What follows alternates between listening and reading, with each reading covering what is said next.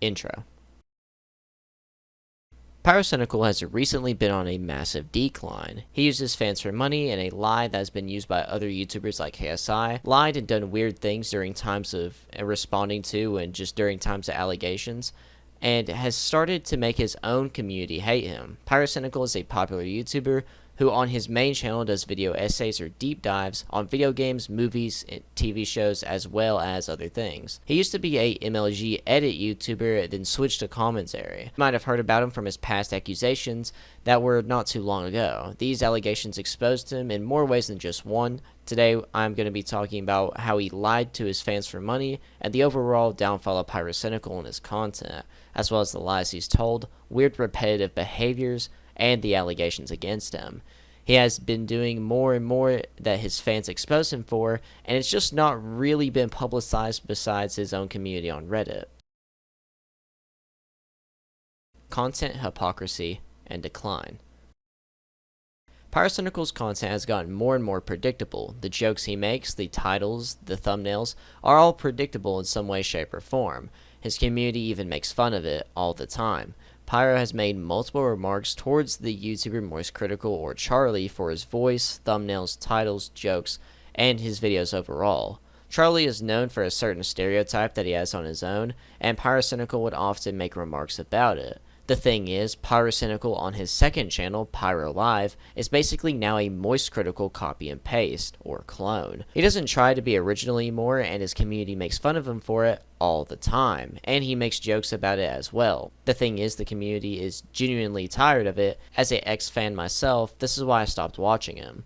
He made the excuse that the second channel was supposed to help him spend more time and money doing his main channel videos. He announced a new main channel video essay being in the works and editing process, and it was supposed to be out soon. Then, out of nowhere, he uploads a compilation video of some clips and quote-quote funny moments from the year before from his second channel. He uploads this 2022 compilation in February on his main channel out of nowhere. Besides the video just being a poor excuse of a promotion of his second channel, it's something no one asked for or wanted. It was actually really random and a surprise that was incredibly disappointing. This compilation video is actually now privated or unlisted on his main channel, which I find hilarious, but at the same time, I wish I got to look at the comments first before he took it down, because I can only imagine what they were saying. Everyone was expecting a video essay about the Odd Game Cruelty Squad, but instead we got something terrible. He's quickly became what he made fun of, Moist Critical. After he catches on that his fans are making fun of him, basically ridiculing him for being a Moist Critical copy, or during any situation where his fans criticize him or make jokes, he starts making jokes as well. Tweets, clips in his videos, and other ways. You'll notice that Pyro does this a lot in any situation he's in. It's not even funny, it's just a huge coping exercise he uses that is just failing. Pyrocynical using and scamming his fans. Pyrocynical made a video talking about Matan Evan, which if you don't know is the Bill Clinton kid. He's known for doing some trolling bits on live TV, as well as at a Game Awards ceremony, which is what brought him a lot of the popularity he has now. In Niall's video, The Truth About the Bill Clinton Kid, he says at the end of the video, if the video gets 100,000 likes, he will interview Matan Evan, the Bill Clinton kid, and even shows that Matan had already messaged him on Twitter wanting to talk. I do want to say I've done a lot of digging into this, and it's really interested me. So you know what? I'm going to put a bounty out there, all right? 100,000 likes on this video, which you will never get because we usually average around 20,000 likes. It will never get it. It will never hit this. But 100,000 likes, I'll reach out to Matan and interview him. Honestly, he's already reached out to me on Twitter. So setting up an interview will be incredibly easy. So 100,000 likes on this video, and I'll interview the kid. I'll do it. I will do it. It won't hit 100K. If we're lucky, this video will hit 50. It's got to hit 100 or it's not happening. That's down to you guys. Get your little brother to like make a YouTube account and like the video. There you go. The video got the 100K like goal, but that video was uploaded on December 13th of 2022, and he hasn't kept up with his promise. My question is, why isn't there an interview like you said? And around that time, Matan was going on interviews a lot and getting more clips out there of him, and after the clips got out there on TikTok and everywhere else, that brought more people to the original video. It would have also helped you, possibly, if you had said something funny or interesting that could have been clipped and spread all over the internet, helping your dying channel. That could have been a main channel video worth watching besides that awful compilation video that you made. And it's just an interview. There's no deep editing or script needed for it. Matan also isn't a small creator or out of the picture near a year later of his rise. He is still talked about and I still see him on my Twitter feed. I don't even follow him, by the way. I still see him trolling streamers like Kaisenat and iShowSpeed. There's still people like Drama Alert and other places posting him, and even just recently, he's been training with Kobe Covington and hanging out with him. There's still news about him to this day, and he has a YouTube channel with 600,000 subscribers, an Instagram with near 250,000 followers, and a Twitter account with a little over 250,000 followers. A lot of eyes are still watching him. You could only benefit and benefit greatly from this interview, and especially at the time being, it would have been huge. And if you're wondering, PERK 30, how is this a scam? Well, views and watch time equal money. Due to him baiting his followers to like and comment and share the video, it also helped him get more views, which equal to more watch time, which equal to more money. It definitely helped his pockets. KSI did the same scam in April of 2018, where he made a video called My First Adult Film featuring Celestia Vega. This video was a trailer to the supposed movie. At the end of the video, text pops up that says 1 million likes and will release the movie. For a while, this didn't get to the 1 million like goal till around 2021 whenever KSI was doing his second channel grind, and people started bringing it back up on the KSI subreddit. Once it hit 1 million likes, he admitted that there was no movie. The only scam worse than this is Prime and CryptoZoo, which KSI is affiliated with both. In the end, what they did is pretty scummy and it only benefited themselves. Pyrocynical says on the TBH podcast that he looks at the comments after uploading a video for hours and just scrolls through them. If that's true, why do you not respond to anyone or at least heart any comments of your fans? It means so much to a fan if you would. Personally, I look at all the comments and I respond to most if not all of them. Don't get me wrong, some of y'all get deleted for whatever reason. I've had complaints on that, but to go on, you don't have to heart and respond to all the comments, but you can at least show love back to a couple of your fans. There's at least got to be one funny enough comment to heart or respond to. The only comments you hearted on your Cruelty Squad video were people who were featured in the video that commented. He can like the comments, but it doesn't show that he liked them to everyone in the comment section, and it also doesn't tell the viewer that at all. That's what's special about hearting the comment. And it's just something that doesn't sit right with me, especially after saying that you sit there and look at them all.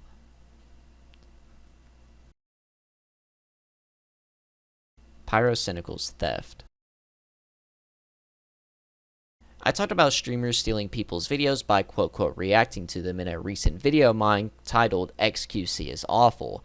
This is something Pyrocynical also has done. Other than all the other reaction videos he's done that are truly painful to watch, he also decided to react to a whole hour and 48-minute video on stream, then upload it to his second channel. The community was pretty mad at him for doing this. Going onto the Reddit to talk about it, Tyler Arcade says not only did he livestream himself watching an entire feature-length SFM film, he also uploads it to his second channel. How is that okay? No different than Jinx. Living Thing posts, this guy really just uploaded a full 2-hour movie someone took months to make. This is beyond scummy.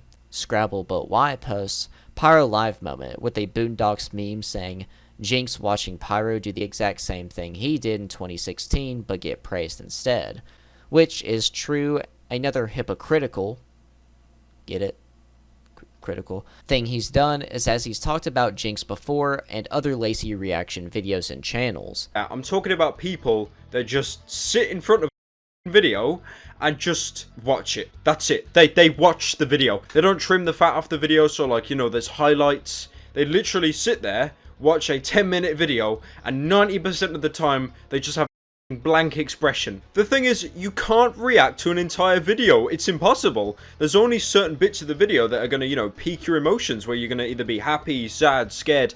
If you record yourself reacting to an entire video, 80 to 90% of the video is just going to be you staring blankly like you're having a Vietnam flashback. And then I think the worst thing is, They sit there and they explain how to get big on YouTube, how they got big. No resting, 100% 24/7 grind. You gotta eat, sleep, and YouTube. You hear that, guys? You gotta eat, sleep, and reaction videos. It's a grind, man. You gotta go onto a clip converter and convert that YouTube video and react to it and stick it in the bottom left corner. It's a grind! I think, honestly, why there's so much controversy around reaction channels and Jinx in particular is because of the fact that, like I said, he doesn't react to, like, highlights of the video. He reacts to the whole video, and no one can do that. No one can genuinely and entertainingly react to a 10-minute video. If they were to, like, condense their reactions or, like, highlights, you know, when they laugh or when they get angry, and condense and edit all that together and stick that as an upload, that'd be fine. Not this 90% of Vietnam flashback face filler, which is like 90% of the video. Also, another thing is, you're basically just re-uploading someone else's video, and if you actually get more attention than the original video did, the content creator is honestly going to get really salty over that, and it's totally justified. What defines fair use is basically transforming it so it's something new or conveys a new message. If you're just re-uploading Minecraft Let's Play and reacting to it, it's a Minecraft Let's Play, just with your face on the top right. It doesn't mean it's new or transformative or fair use. You're literally stealing someone's content and re-uploading it. If anyone's watching this video and they're a fan of reaction channels or a fan of Jinx in particular, or people who basically just re-upload the entire video, that's fine. You know, they do great content, but it is literally just a re-upload of someone else's video. They're adding nothing else to it, and 90% of the time, they have the Vietnam flashback face, and I'm trademarking that. Vietnam flashback face is my property. He can try to say his reaction videos are good, but they really aren't, and he doesn't even call his own videos good. Pi actually responded to all the comments about the reaction video, as it did truly anger the community that much. The title of the Reddit response post is, quote, "Huge pyrocynical drama" in all caps. Of course, making a joke during a serious situation where he was stealing someone else's content completely. You'll see more behavior like this, a lot more of it, in worse situations.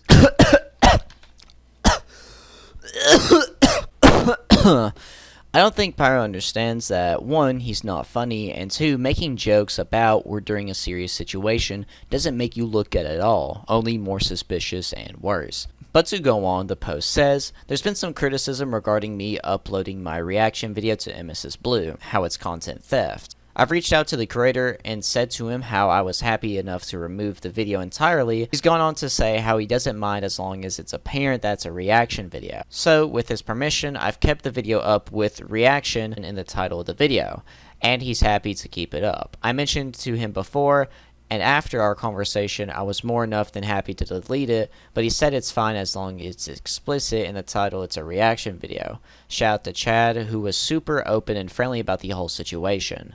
He shows the Discord messages between each other. "Hey boss, I've seen screenshots being shared around by some people. Did you want me to delete my reaction video to MSS Blue? It was meant to be a live reaction giving traction to your own project while I'm working on the main channel video on it. But if you want me to, I can delete it. I totally understand. I think there's been some confusion with your consent with me making a main channel video and me uploading on my second channel, the full reaction as well. Not with yourself, but people that have been contacting you. We only talked about the main channel video, not my second channel, so people assumed I've gone behind your back to upload this vid. It shows some screenshots I can't really read. This was an example someone shared, by the way. By the way, if you want me to delete it, it's not going to sour my opinion on your project, etc. It's honestly up to you and your team, man." Chad responds with, "Yeah, man, I've been answering questions since people are telling me that I gave you permission to upload that reaction video. I saw you tried explaining what went down in your recent live stream, and it looks like my message got taken out of context, and I'm just trying to clear up what was said. I don't really mind reaction videos, and you don't have to take yours down, but maybe just add reaction or something in the title, because I think people are clicking on it, thinking it's a film analysis or something. So you just want me to add reaction after the title? Anything else, just let me know." Yeah, just something like that, clearly stating it's a reaction video. For sure I can add that, man. Cheers for replying to me. If you ever change your mind / want me to pull it, etc., just let me know. Is Emesis Blues a masterpiece reaction enough, or would you prefer an alternative title? Chad says, yeah, that's good. And thanks for reaching out to me about it. I was never trying to drive a wedge between us. We're still down to help you with that main channel video if you wanted to as well. I talk about this later in the video, as Pyrocynical's titles are also quite deceiving, as most of the videos that he has look like commentary videos from the title and thumbnail, but in all reality, they're not. The thing is, it doesn't matter if he allows you to keep the video up, it's still wrong, and you're also getting all the money from that reaction video, unless you decide to claim it. The type of video Pyro reacted to was a source filmmaker video. This is a 3D animation software, and it takes a lot of time to even make the simplest minute-long videos using the software. That doesn't even include fixing the audio and movements together and rendering time, which makes the process take even longer. From what it looks like, it took over 4 years to make, as the first trailer for this film was uploaded 4 years ago. Imagine spending 4 years of your time and money to make a project like this just for some high-subbed YouTuber to react to it and take all the reaction money for himself. His excuse being, "Oh, I really love the project, I just wanted to promote it." If you wanted to promote another person's video, or just channel in general, you don't react to the full thing and upload it onto YouTube. You give the person or video a shout out on a different video, or just make a tweet promoting it. You making a reaction video to the whole movie gives the viewer no reason to go to the original piece and watch it himself, giving that person actual watch time and the view and money. I don't know if Pyro ever gave the reaction video money to the original creator, but in the end, this whole situation is lazy, hypocritical, theft, wrong, and scummy. The fan reaction.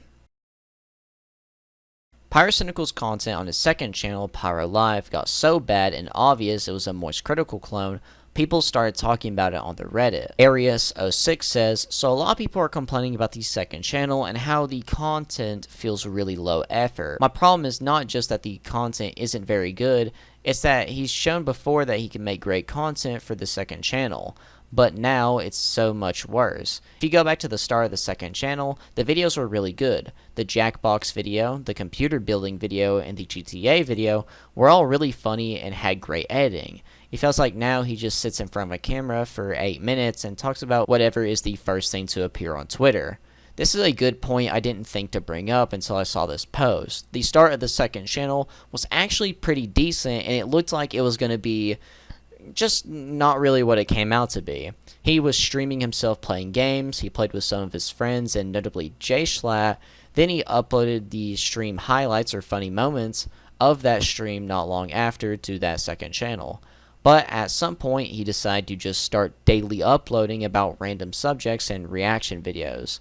Weaver commented under this post saying, the content is either cloning Charlie or playing a game and complaining about it the entire time, which is also something Moist Critical or Charlie does. While I think everybody understands that he needs to make more money off of the second channel so he can make main channel videos, but it feels like he doesn't do anything other than just sitting in front of a camera for 10 minutes every single day, just as OP mentioned. Talking about huge insert name or event drama gets very old. This is just all my opinion. As I said before, the titles of his videos on the second channel are very repetitive, as he constantly adds the words huge and drama in the title somewhere. Sitting there playing games while complaining about it the whole time, or making awful commentary while reacting to a video gets really boring really fast. And I don't see how Pyro wants to constantly talk about how his second channel is a money funnel because he can't live off his main channel money, when he rejected a $70,000 sponsorship because he so bad wanted a certain type of music for the outro of his video, which most of his fans won't even get to because of their low attention spans. And when he refused to upload the video in the time that the sponsors wanted, the sponsors of course dropped him. Now what I did want to do is ask for some help.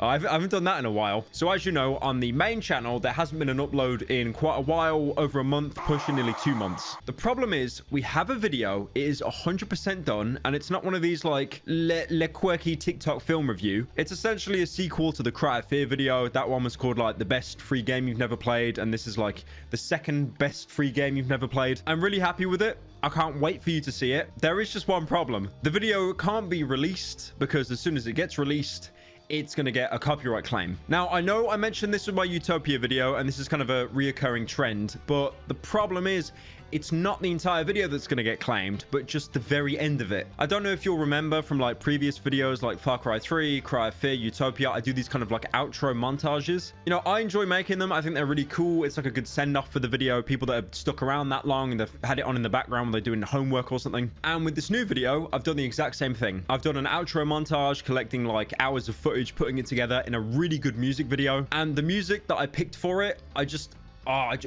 I love it. I don't know if you've heard of Colin Stetson. He's basically le man that plays le saxophone, but it's sad. He's been in loads of stuff. You probably most know him from Hereditary, but he's done video game music, like for example, Red Dead Redemption 2. Basically, anytime you hear a guy on a saxophone go insane, chances are he did it. Now, I love his music. It's up there with Cristobal, who did the soundtrack for Utopia. Just very like eerie, just great stuff for horror. And this is what it is, a horror video. Now, what I've done in the past when getting copyrighted music, I've gone ahead and asked the rights holders like, hey, can we use this? For example, the Cry of Fear outro montage, we asked, you know, Drain Gang and Bladey, Echo 2K, Thai Boy, and their management said, yeah, we don't care. Like, it's fun, go for it. And those guys were just like, amazing for that. That's why I'm gonna like shield them non-stop. Now, we approached Colin's management and they were like, yeah, that's totally fine, not a problem. I mean, there's a small problem. We don't actually own the rights to the music at all. We sold it on to rights holders, and we've contacted these rights holders, and to say communication has been slow, little bit of an understatement. To put this in perspective, the video has been unlisted on my channel for nearly a month. There's been no movement. We did eventually get a line with them, and what we usually say is, you know, like, we'll credit you. I know that's the equivalent of like commissioning an artist and say you'll pay an exposure, but honestly, like sales and stuff that they get, it is a good turnaround for them, so that's usually the angle we go with. But what they instead said is, no, we want you to pay us. We want you to pay us up front. Now, the problem is, the video is 2 hours long. The outro montage is using about 3 minutes of a 15-minute song. I don't think I can legally say how much they want, but it's around the 10 G's mark, and that's like pounds sterling. It's quite a lot, and I've been told multiple times by my own management, by friends, by family, you are a complete moron. Drop this outro montage. It's not going to change the video. Just, you know, drop it. Get your money. And to all of them, I said, like, no, like, I'm stubborn. I want to keep this in. And then the sponsors for the video started hitting me up, and they're like, you know, you're taking too long with this. You want this video cleared. Just cut out the outro. It's 3 minutes. You'll be absolutely fine. I said no. I've said this on stream a couple times. I'm allowed to say it now because it's void. I'm just not going to say the company. But they were paying around $70,000 for that sponsor. And I could have easily cut the outro out and kept the money. But again, I was too stubborn. The most annoying thing in this whole situation is how me losing that sponsor money, you know, you think the gods would look down and be like, this poor billionaire child, like, he lost so much money. Let's just give him the video. Let's drop the rights. No, that's not how it worked. I lost the sponsor money. And then, you know, just to add a bit of salt onto that open wound, I now need to fork over my own money to get the rights to use this song for 4 minutes in a 2-hour video. This company's making it out that I'm like appearing in the Super Bowl or something, like not just a YouTube video. And you know what? I am stubborn, incredibly stubborn, and I do want to keep this in the video. So what I wanted to do to mitigate the fallout of me using my own money is instead use yours. Okay, that sounded really bad. Okay, guys, that was half joke. Okay, let's get that in perspective. So yeah, what the Pyrocynical company has done out of sheer panic, we've released socks. We've got 2 colors. We've got black and we've got white. This is a limited time thing. It's the only thing available at the shop at the minute. Once they're gone, you won't get them again. So yeah, if you could go onto the store and buy yourself a pair, that would financially help me with this video so I can give away my money that you've loaned to me. It's just that's so bad. I swear, like, you hear people like Schlatt say this and it comes off as a meme, but oh my god. Also, openly admitting that you rejected a $70,000 sponsorship, and also admitting that you paid over $10,000 just so you can have some music as the outro of your video, it sounds like you're not struggling at all and you're doing just fine. So, truly, in the end, what is the point of the second channel? Also, it takes out the whole grind aspect the second channel does, because if you're only focusing on the main channel, then you're grinding on those videos. You are eager to get those next videos out. But whenever you have a, second channel that's a little money funnel, then where's the encouragement or where's the drive to actually get another video done? Besides that, you just kind of want to do it. It's just a passion project or something. I feel like the second channel is very soulless in multiple ways, because if you truly did need more money, you wouldn't have been able to spend that $10,000 on some music, and you also wouldn't have been able to turn down that $70,000 sponsorship. So who's really lying and deceiving their fans here once again? So the only reason he's not able to supposedly live off his main channel videos is himself, his stupidity and his stubbornness. In the end, he had to pay the rights holders of the music $13,000, so in the end he lost more money. The $70,000 sponsorship money is more than what most people make in a year. Not even the Royal Guards in the UK, where he lives, make that much in most of their ranks, or I don't even know if the top rank makes that much. And if you're good with your money, you can make it last till the next main channel upload, or even make more money off of the money that you got, if you're smart and lucky enough. You can even put channel memberships on the main channel for extra money. Seems like the second channel was only there because of greed, because you can live off the main channel if you didn't make bad decisions and not take forever to upload main channel videos. I guess some videos take time, but not 9 months. If it took him just a month or two to upload a video, each time with a sponsorship and monetized, he'd have a huge abundance of money to be able to spend on upcoming videos and just to save in general. Let's just say he makes $100,000 at least on a video with sponsors and ads. If he took 1 to 2 months to make another video in that time of having $100,000, he'd have plenty of money to use for resources for the next video and enough money to be able to have some fun in his personal life. That's easy to live off for a couple of months unless you're just bad with your money, even after paying taxes. Pyro said he's going to make a main channel video on so many things it's actually hard to believe if he will or not. When it takes 9 months to get one video out, it feels like we'll never get to see all of Pyro's ideas. And now with him spending so much time on his streaming and second channel, it's only going to make the next main channel video further out. I honestly believe that Pyro isn't going to have another main channel video till next year, or he's going to do what I call the J-Schlatt effect, which is perfectly explained by Poseidon_05 on Reddit. Title of the post is History Repeats Itself. It shows 2 YouTubers in 2 columns, one being J-Schlatt and one being Pyrocynical, and it says, does streams on the side, creates a channel for stream highlights, channel highlights turns into main channel, old channel is abandoned. It's a perfect graph for what's probably going to be happening next. I truly think this is the road we're heading down. To go back to the community's reaction to his content, Lad11 posts, I miss the old Pyro. I would rather watch him bully kids over a green screen while playing RuneScape music than watch one more crummy Moist Critical copy slop vid. Only good thing to come from the slop live are the gameplay vids. That's another thing I want to talk about. Either Pyro or the community started this term slop to describe his videos and content. Either way, Pyro constantly references it, and it's just really overplayed and not funny. He constantly does this with jokes, overly uses them to the point where it's not even funny anymore, even if the joke is that you're overusing it. Admitting you're making terrible content but doing nothing about it is just really bizarre to me, and it doesn't make it any better in the end. Your videos are still trash. He constantly uses, quote, comedy as a coping mechanism. Not only Zach posts, Pyro fell off. I don't know if anyone else feels this way, but I effing hate Pyro now. I've been a huge fan for over 6 years, has made some of the best video essays on the platform. Watching him for over the past 6 months completely sell himself out is depressing. Pyro Live was fine when it was just uploading stream highlights, but now it feels like it's become more his main focus.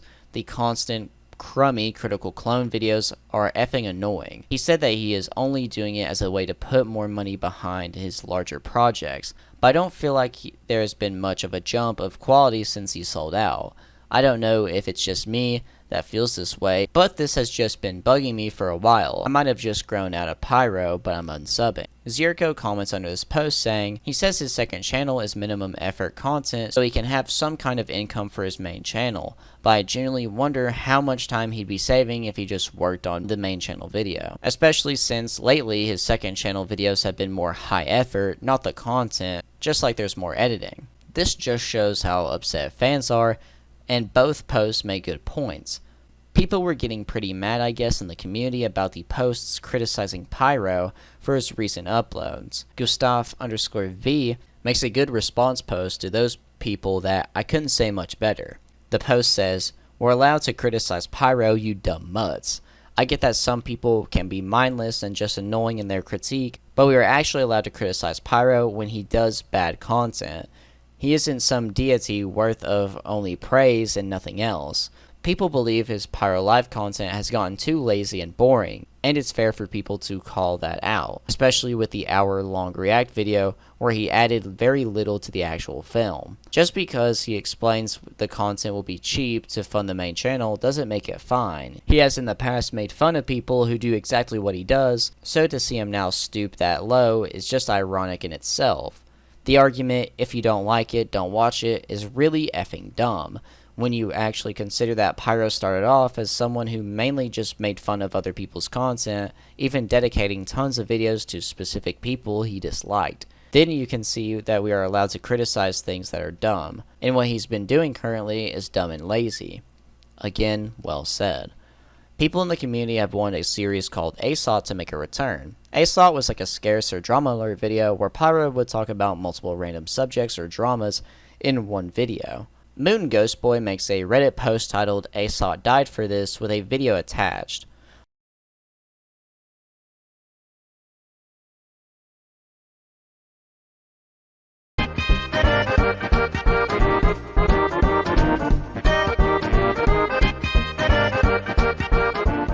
Although the video was hated on by people in the community and Pyro even made a response to it, I think it's still correct for the most part. Another thing is Pyro's uploads on his second channel are disguised to look like commentary videos when in fact over half the time it's just an awful reaction video. Pyro has also been making this repetitive joke about him making a follow-up video on one of his most popular videos talking about a game called Petscope. All he has done for years, ever since the first video has been released, is make jokes about the follow-up video coming out. It's one of the highest requested videos. I think it's wrong, lame, and corny to constantly make jokes about something your fans actually want. I think in the end he actually made a video on his second channel talking about it, like talking about where the video was, and supposedly it was going to be out this year, he said, but you can't trust him. The Pyrocynical Allegations. Pyrocynical was exposed 2 years ago for talking to an underage person through Discord when he was around 19. He would talk to this person doing some fat, furry, fartish inflation fantasy roleplay, which he in his response video would say that it didn't matter what age they were or who they were. What these people look like, their gender, these weren't variables. Like, I could have been doing this with a 90-year-old cave troll and it wouldn't have made a difference. It was roleplay after all. You're just pretending. I don't know exactly what he means by that, because if you're saying that their age doesn't matter, that's not true at all, as you are flirting or talking to a underage person. Fantasy roleplay or not, in the end it's still wrong. A fetish is the sexualization of something, and you have a fat, furry, fart inflation fetish, so these Discord messages between each other are wrong, which at least you admit it's wrong, but at the same time you say that it wasn't that bad. Imagine a 40-year-old doing what you did with a 14-year-old. It's still wrong.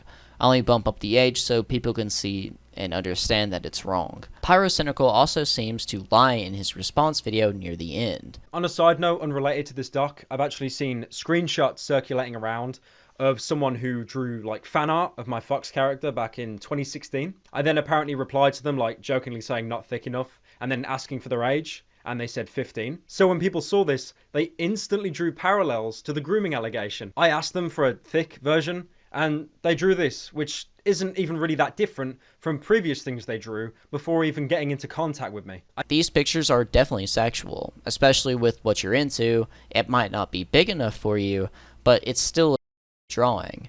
Like, come on. It's a fatter version of your old avatar in cheeky underwear. I bet your zipper flew off once that thing was sent. Probably sat in his underwear waiting for that drawing, just ready to start just going ham on it.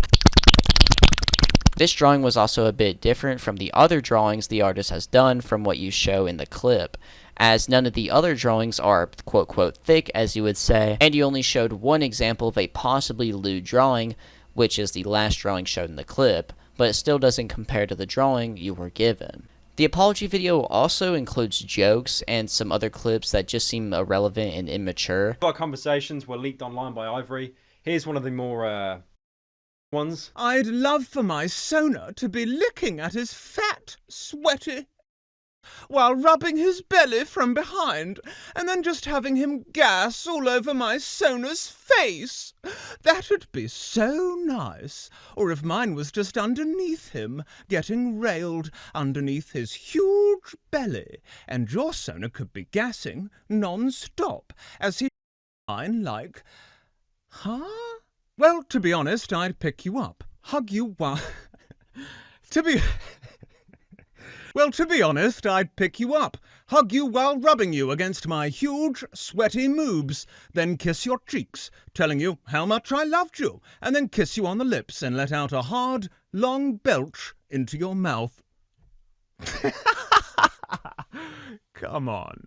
Literally DeviantArt here. My god. During a response video of you debunking that you were flirting with minors, you shouldn't be adding in jokes or clips of YouTubers saying that they believe the other person just because you took a while to respond. Sorry, the evidence was good and they believed them instead for a while. Pyro adds multiple clips of YouTubers adding in their opinions and basically saying that he was guilty of this stuff, even adding subtitles to the clips. This wasn't needed at all. It just feels like he's triggered that people believe this other guy because he came out with good evidence that he didn't debunk yet. Overall, whether Pyro did this intentionally with someone underage or not, it's still wrong, and luckily he admits that.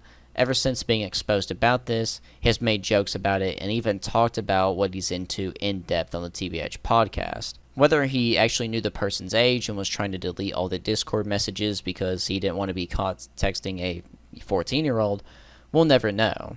As you saw again, the repetitive behaviors by Pyrocynical, these will become more important and noticeable later on in the next section, and these also need to be noted in case another exposing of Pyrocynical comes up in the future where he has to make a response video or something of the sort. The French girl.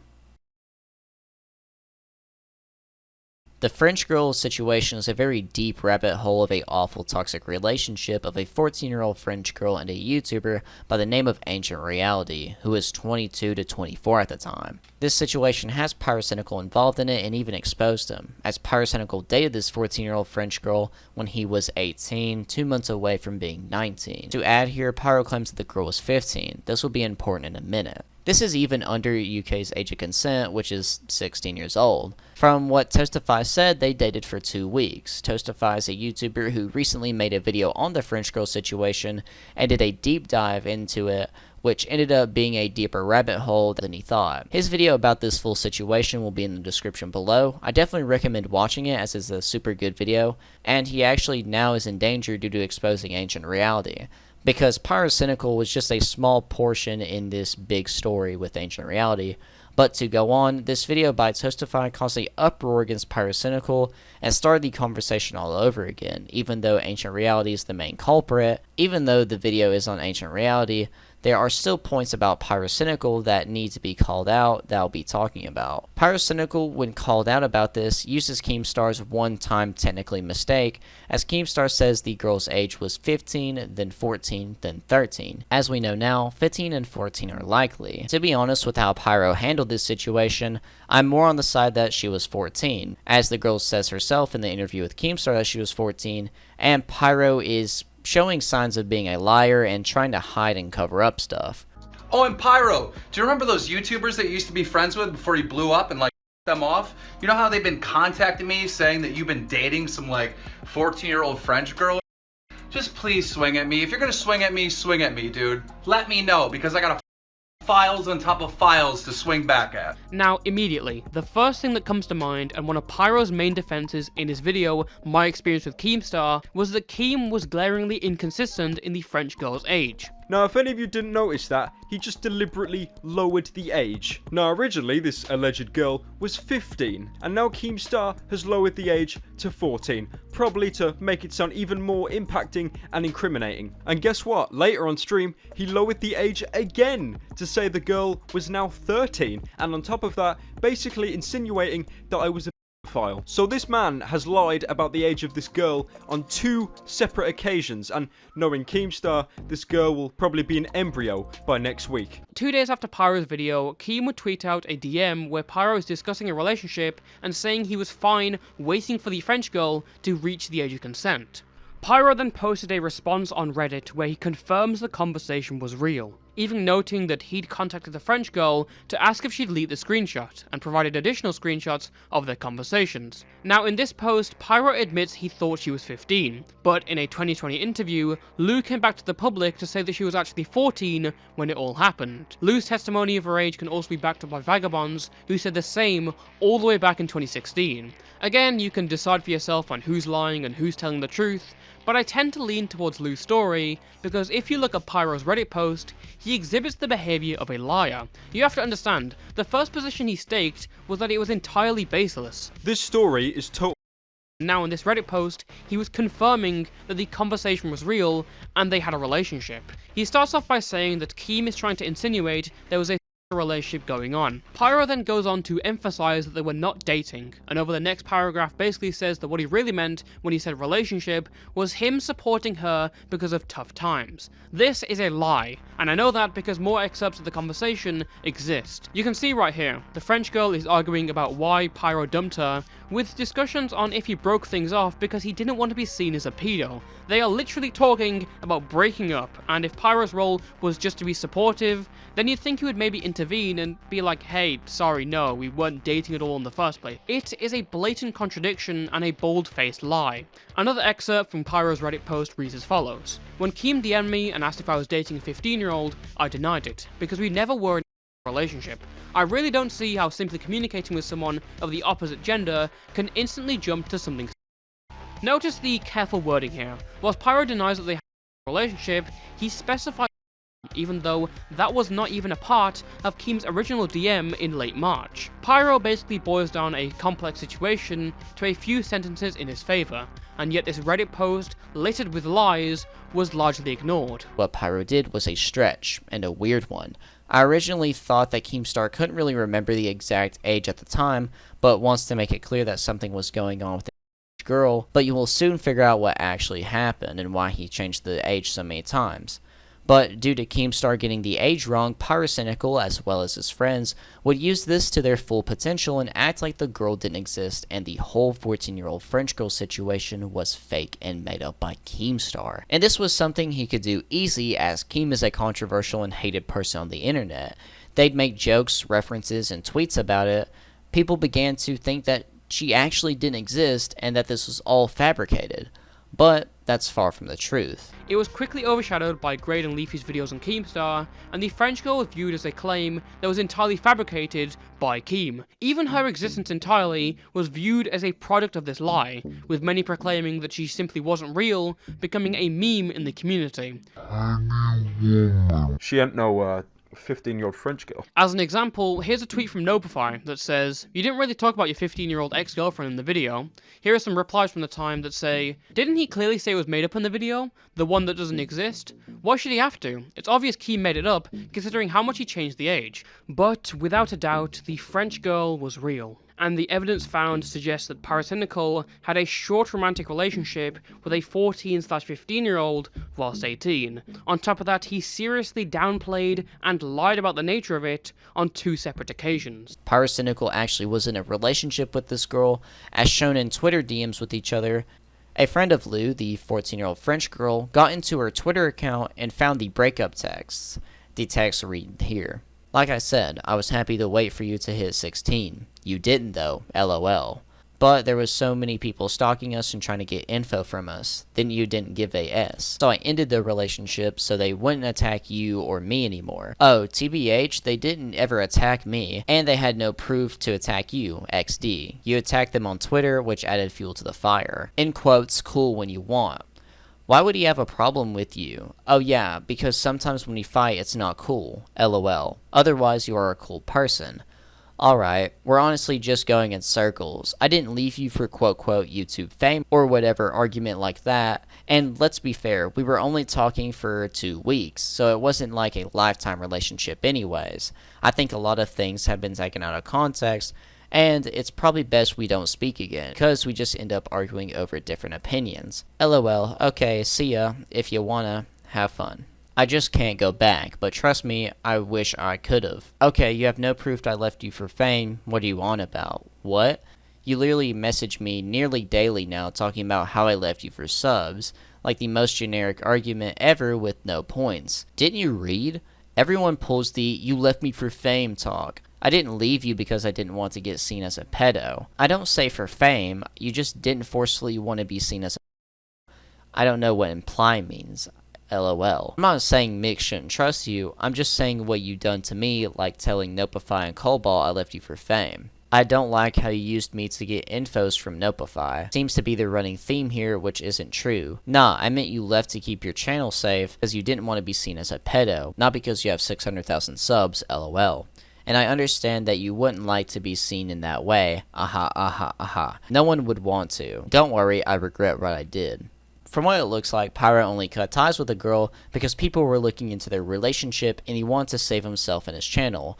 If no one was looking into them, he would have kept talking to this girl for who knows how long, and possibly even met up with her when she turned 16, like he said he would, which would have made him 20 to 21, wrestling with a 16-year-old. Sure, it's legal in the UK and in some countries, but it's completely morally wrong. It's not even what I and the rest of the internet consider the global age of consent, which is 18. Keem started an interview with the French girl, and in the interview, the French girl talks about how when she or anyone would talk about going public, he'd make excuses on why he didn't want to. He ends up in these DM conversations breaking it off with you, right? Yeah. And in the conversation, it's very clear that you're accusing him of breaking up with you because, you know, for fame, and he doesn't want it to hurt his YouTube channel, and he doesn't want to come across looking like a pedo, right? Was that the scenario? Why did you guys break up? Well, when all these allegations came up, when either my friends or his friends wanted to make it all public, he came up to me saying that this won't work, that this will just, make him seem like a very bad person, and he decided to tell me that we should just end everything. As well, at the very beginning of the interview, Keemstar says the reason he got the ages wrong all those times was due to the ex-friends of Pyro who were giving Keem this information kept saying different ages. The reason for these friends trying to expose him was due to Pyro not talking to them after he started to do good on YouTube. That's why in the DMs with the French girl, he talks about people saying that he left them when he got famous. Ladies and gentlemen, in 2016, Pyrocynical was rumored to be dating a French girl. It was unclear on the age of this girl because these allegations came from Pyro's old friends who kept giving me different ages. And I came out publicly saying, Pyro was dating this girl and she was this age and she was that age because, quite frankly, his friends just kept giving me different ages. To be honest, I find the interview really important to watch and a piece of the topic that's never really talked about. So here's the interview. Ladies and gentlemen, in 2016, Pyrocynical was rumored to be dating a French girl. It was unclear on the age of this girl because these allegations came from Pyro's old friends who kept giving me different ages. And I came out publicly saying, Pyro was dating this girl and she was this age and she was that age because, quite frankly, his friends just kept giving me different ages. He responded in a Reddit post basically saying that he didn't date this girl, that they were just friends, nothing took place, nothing sexual ever happened between them, and that Keemstar was making false allegations. I never knew if anything was going on, if they were dating, or if they were just friends. I really didn't know. All I knew is that there were these allegations against him made by Pyro's old friends. And I did manage to get these DMs that proved that there was some type of relationship going on between Pyro and this French girl. And Pyro responded to it basically just saying that, they were just friends or whatever. But it was clear in these DMs that I had access to that Pyro was saying, I will wait until you turn 16. So it was clear that Pyro knew that this individual was underage. Today, I have her on the line. I finally got a hold of her 4 years later. And so I'd like to introduce you to Lou, the underage French girl. How's it going, Lou? It's going great. Thanks. Yeah, a little awkward to be in this situation. So I guess where do we start? When did you first meet Pyro? Do you remember, how old you were, how old he was? So I met Pyro back in 2015 when I was 14 years old and he was 18 years old. I was a fan artist for him and his group of friends, so all these YouTubers in the community he was in. I drew him a lot because, well, he was my favorite of them all. Um, to show me his support, he followed me. And so later on, I thanked him and talked to him in DMs, and that's how we became friends. So you guys, became friends. You were making art for him. Were you making I think you told me off air that you were making like his avatars and stuff for him. Yeah, the fox one, Yeah, this avatar. Yep. the furry one. Yeah, the furry one, I guess. The furry one. So at some point, this develops into a romantic relationship. When did that take place?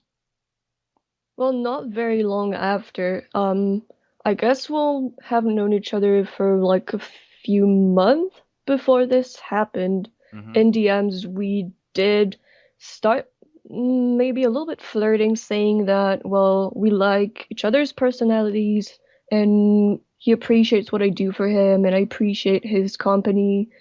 So it was quite, young love, like where you have a crush. Right. Yeah. Were you, he said that he never dated you, like that you weren't his girlfriend, but were you boyfriend and girlfriend Yeah, we were. in the sense of like e-dating, right? Because you never met Yeah. each other in real life, but you were e-dating online. Exactly. And so, I know I talked to you off air and you told me like nothing actually did happen, which is good on Pyro's part, right? Yeah. But something wrong took place, right? You're dealing with a whole situation where he's a YouTuber, you're a younger person that looks up to him. There's a working relationship there where you're making art for him, and the two of you Yeah. start dating. A lot of this stuff comes across innocent, but then when you look at the ages, like there's something wrong is going on here. So at the time you were 14, Pyro was 18, correct? Yeah. And when you were dating and considered boyfriend and girlfriend, and it was a short period of time, how long were you dating? Only about 2 weeks. 2 weeks. So in the course of this 2 weeks, again, just for the internet's sake, what were the ages? Still 14 and 18. Okay. And Pyro's response when I started talking about these allegations that his friends told me about this. These were not my allegations. And I wasn't, I'm going to be perfectly honest. I wasn't sure if any of this was true. I was talking about what his friends told me. But it turned out it was true. In his response, he said that you were 15 years old and he was 18. Why did he say that you were 15? I have no idea. Maybe to make it less shocking. Maybe to make the age gap smaller by a year, because maybe people thought it would be not nicer, but less wrong because... But what if Pyrocynical responds to this and says, well, she lied about her age. She told me that she was older. He knew I was born in 2001, which would have made me 14 years old when it was 2015. Did he know the month you were born? I'm sorry, this is but we have to know this stuff because if there's any little hole of plausible deniability, he's going to take it, right? Well, we surely told each other's birthdays. I mean, it's what you do when you get to know someone. So he probably knew I was born in July. Saying the underage person you're flirting with's age is a year or so higher than what it really is something you see on any Chris Hansen sting operation or anything of the sort. But, what a coincidence, right? Now, I guess people would want to know what was the nature of the relationship, right? If sexual stuff is not happening, like if no one's exchanging, if no one's, Hmm. you know, role playing or having this texting type conversations, right? Without pictures, but you know, just stuff like that. What was the relationship then? Really, it was just like the most simple relationship you could ever imagine. I guess him and I had interest into games and what he was doing, as well as fan arts and all these things. We just got along well with our personalities as well. It was really simple. There was I no mean, complex what things. was there any like you're cute, like I like you're pretty, do I like the way you look? Like is there this type of stuff? Is that what we're talking about? Probably, yeah, yeah. It is. I must have sent him like pictures of me, and I know he sent me a selfie once when he was with his dog, I think, and I did think he was cute, Yeah. and I think I made an exception for him and did show myself, and he probably highly said I was pretty, but I don't think that. But Now, he ends up in these DM conversations breaking it off with you, right? yeah, And in the conversation, it's very clear that you're accusing him of breaking up with you because, you know, for fame, and he doesn't want it to hurt his YouTube channel, and he doesn't want to come across looking like a pedo, right? hmm. Was that the scenario? Why did you guys break up? Well, when all these allegations came up, when either my friends or his friends wanted to make it all public, he came up to me saying that this won't work, that this will just, make him seem like a very bad person, and he decided to tell me that we should just end everything. That was good. That was good on his part that he did that. But Yeah. I got to be brutally honest. That's why you got to call this stuff out. You know, I was talking on a stream about Pyro's friends telling me about these allegations, and I was talking about it publicly. And Pyro tried to twist my words. He took me out of context, making it seem like I was coming up with these allegations. And I took a lot of hate, a ton of hate at the time in 2016. But the facts of the matter is that stopped this online relationship between you and Pyro, right? Yeah.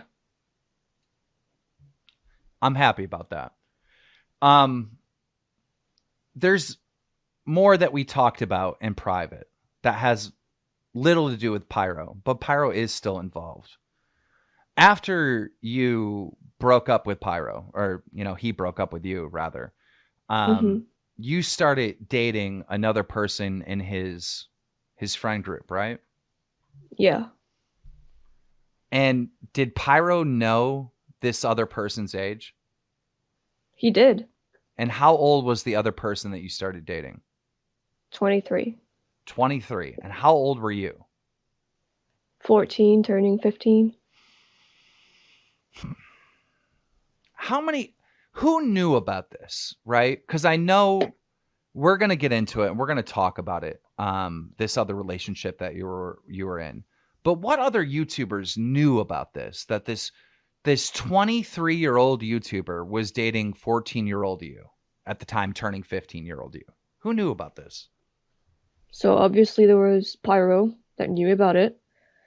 Anything for views, and Dull and Dark. Was there anyone else? What? Because in these DMs, there's Notify or Nopify alt, or that's how I know him on Twitter. Nopify. Did he know about it? I don't think I've talked to him about it. I think he only really was like concerned about Pyro and I. What now, was Nopify trying to get you guys to break up? Like, what was his whole angle? I'm curious because he's been defending Pyro pretty hard on social media. I honestly don't remember, but I do think he was. I mean, most people who put out these allegations wanted us to just finish everything off to protect him. Yeah. Okay, so you start dating this other YouTuber, and his name is Ancient reality. Ancient Reality. People know that this is a very inappropriate relationship. Why didn't anybody say anything publicly? I have no idea why. Anything for views tried to help me, and sadly I denied it because I was very stupid, and nobody else tried to help or thought it was wrong. They talked about it to me. They never said it was bad or never considered asking me to leave the relationship. I talked to Anything for Views today, and he was desperately trying to get you to come to me and tell me about this other relationship. Again, not involving Pyro. Because horrible things happen in that relationship to the point where you went to the police, right? Yeah. If you're comfortable about it, do you want to talk about like what took place? I would be more comfortable if you could say it. Okay. I trust you. Well, the way I understand it, based on our private conversations, you flew to Ancient Reality's hometown in Sweden. Is that correct? No, he's Netherlands. Netherlands. See, do you really trust me? Are you sure you trust me with this? No, I'm not sure anymore. You flew to the Netherlands and he flew to France. You both visited. Well, we took a train, but it's the same. Took a train. See, are you sure you trust me with this story? Because I'm gonna butcher it. But you guys were meeting each other in real life, and at the time that you were meeting each other, you have turned 15, correct? Or were you still 14? Still 14. Still 14. You're meeting each other, and both of you start lying about your ages. He starts saying that he's younger, and then you start saying that you're older. So this doesn't seem to be an issue. Yeah. That's one thing that I heard is that, you were lying about your age. You were lying about your age. That's one thing I heard kind of behind the scenes. When did you start lying about your age? What was the first time that you started saying that you were older than what you were?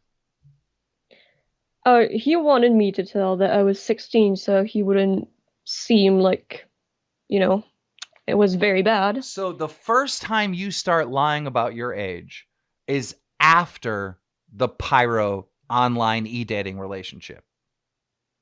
I was always very open about my age. I stopped lying way before all of this happened. I used to be quite self-conscious when I was way younger, about 12 or 13, which I added a year. But when I turned 14, I didn't feel like it was necessary anymore to lie about it. Oh, so again, because people will take that and run with it, right? Again, with Pyro, he knew your exact age. He knew that you were 14 years old when he was 18, right? But so this situation, sorry, we got kind of sidetracked here. But I want to talk about Ancient Reality because what transpired is in both countries, correct? Yeah. Multiple times. To the point where you went to the police. And Ancient Realities, he has appeared to leave the internet entirely. He hasn't been seen. He hasn't made a post on Twitter since 2018. Do you know where he is? Do you know if he ever got arrested? Do you know if he's facing charges? All I know is that investigation has been transported to the Netherlands, but I still did not have any answers from court or anything. My problem with what happened to you is that there were key people that knew that this happened and they could have stopped it. You have, all these different YouTubers, especially Pyro. Pyro had firsthand knowledge. If he would have came out and said, look, I know this girl's age, this relationship is going on, he could have put a stop to it like I put a stop to you and Pyro's relationship before it got to a point. Is that a true statement? Yeah. I feel like as a whole, this YouTube online internet community, when we make excuses for this type of stuff, when we give people an out, when we don't hold people accountable, or when those like Pyro, who made a mistake, clearly dating someone that was way underage, when he doesn't come out publicly and he isn't honest about this, it makes a scenario in which something serious takes place, which is what happened. Mm-hmm. I don't feel proud that I've been vindicated, right? I don't feel proud that I was right this whole time. I feel sad that this happened. And it could have been prevented. Recently, Pyro was involved in another scandal with him role-playing some disgusting furry stuff with a 15-year-old. And Pyro's defense is that he didn't know the person's age. What are your thoughts on that situation? And I know you told me that you haven't seen everything. You've just seen a few stuff. Well, I just recently, like a few minutes ago, read about it all. I think the I don't know their age excuse is way too easy because people are going to be like, well, he didn't know, so I'll just, it's a great excuse. I'll prove that he's innocent or anything. I don't think it's a very great excuse because, well, it's so easy to make the victim Yeah. get hate just by saying, well, they did this, so what I did was right, even when it's wrong. Yeah. You know, the audience a lot of times with some of these YouTubers, they're children, right? Pyro has Hmm. a bunch of kid fans. I'm not saying all of his fans are kids, but he does have a bunch of kid fans. And when you're a kid, you don't really know right from wrong in these scenarios. I mean, you were a kid at the time. You were 14. Clearly, you didn't know right from wrong. Why is Hmm. that? Is it because when we're kids, we feel like we're adults, and then we don't understand that this is wrong until we're actually adults?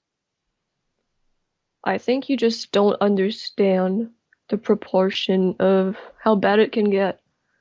You're not mature enough to know what other people are thinking, and you believe way too easily that this person is nice or this person wants to be good with you when they just have other intentions which are not very great with you. Yeah. Well, I see it with the audience. I see it with the viewers. They're just easily manipulated when it's a younger audience. It happens all the time online. What do you think? The ancient reality guy, that guy should be arrested if he's guilty of all this stuff. That's just, in my opinion, based on what you told me, that's a closed shut case. But what do you think Pyro should do in response to this finally 4 years later coming public and the truth being put out there? What should his response to all this be, you think? I think the best for Pyro would just to admit to his past mistakes and try to prove either that he can become someone who's trustworthy and maybe honestly apologize to whoever he might have hurt in the past or anyone he might have wanted to take advantage of. I think he should just be honest and not Yeah. try to modify what people say about allegations he's received or anything like that. I seen a lot of talk online when I brought up French girl recently. I seen a lot of talk from his fans that just said, Keem hates Pyro. He'll do anything to Yeah. destroy Pyro, right? And yeah, I hate him. He lied and manipulated, this attack video on me in 2016. He took my clips out of context to make it seem like these were my allegations. He Mhm. made up this scenario in which he was claiming that I doxed him. And 1 minute, I gotta, believe it or not, Chad, anything for views, is calling me over and over again. But he made up this scenario in which he accused me of doxing him by showing his face, even though he did a face reveal like months prior to me tweeting out a picture of his face. So yeah, I don't like him. If someone wrongs you, you're not gonna like that person. But facts are facts, right? He was dating you. He knew that you were 14 and you were dating a 23-year-old and said nothing and did nothing. And if I could defend Pyro at all in this scenario, Pyro is 18 years old at the time, right? He's not 23. He doesn't have enough life experience. And when you are this age, you're going to make stupid mistakes and do dumb stuff. But he's 23 years old now. I think it's time to man up and take responsibility for some of these old mistakes. But I'm going to leave it there. Is there anything else that the internet should know about this scenario? Not really. I think I've said enough. I know we talked offline that you're worried that people are going to, hate on you or whatever, just attack you just for, what are you guilty of? Just telling the truth, Yeah. I mean, my goal is not to make people hate Pyro. I just wanted to clear out everything that's been said in the past. Yeah.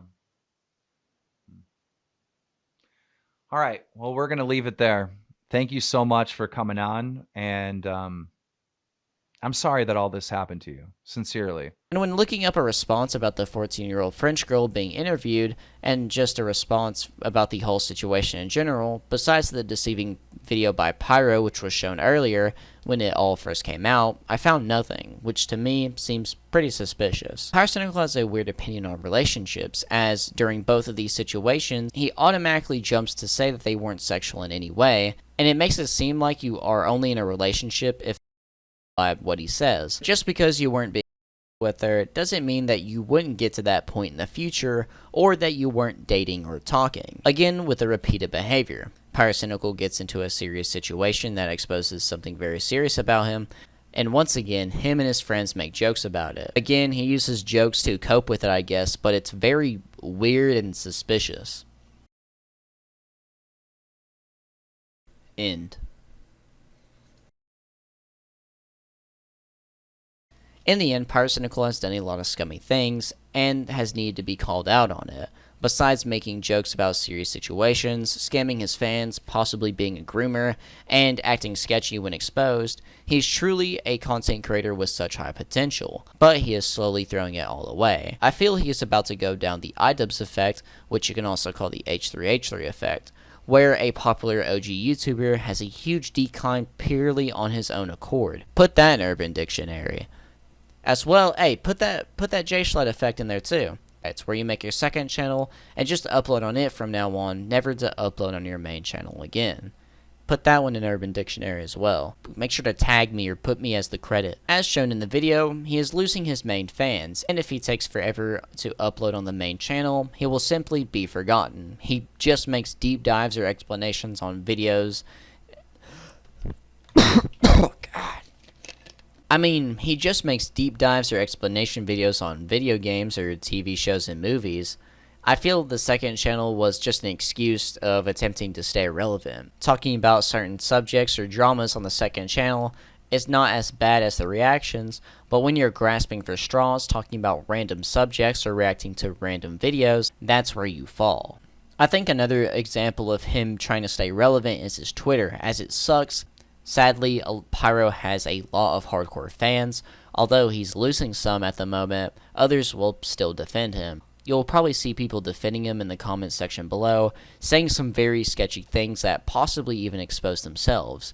If you're one of those fans that is defending him in the comment section of my video, you are simply just wrong and probably a fat, furry, fart inflation fetish lover and a groomer just like him. Thank you all for watching. Make sure to like and subscribe. Let me know what you all think about this situation in the comments down below and what the consequences should be. Should Pyro be banned off YouTube? Should he be banned off Twitter? Personally, I don't know if his channel should be banned or not, But I think that he definitely should respond to some of the stuff that has happened. Also, if y'all could, please like and share the video, as this needs to go out. If you know a Pyrocynical fan, show them this video or send it to them, because they'll definitely watch the full thing. Maybe. Their attention spans are a little gone. But I think this does need to be talked about and exposed. It's not been talked about enough, and he's been getting away with a lot of stuff just completely free for no real reason. I don't think he makes excruciatingly good content to where he's uncancelable, or he, should be, like, not off the platform.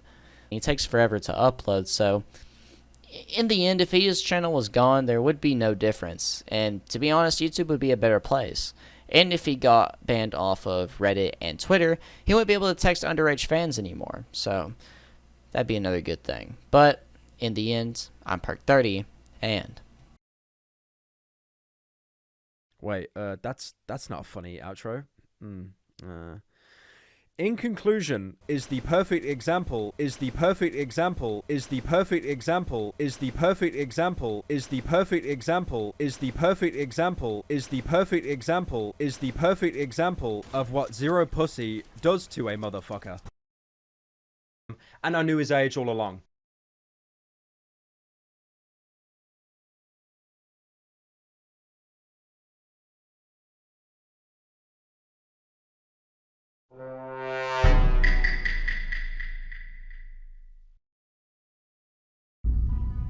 You can't keep getting away with it! You can't keep getting away with it! Finally, a good quality video.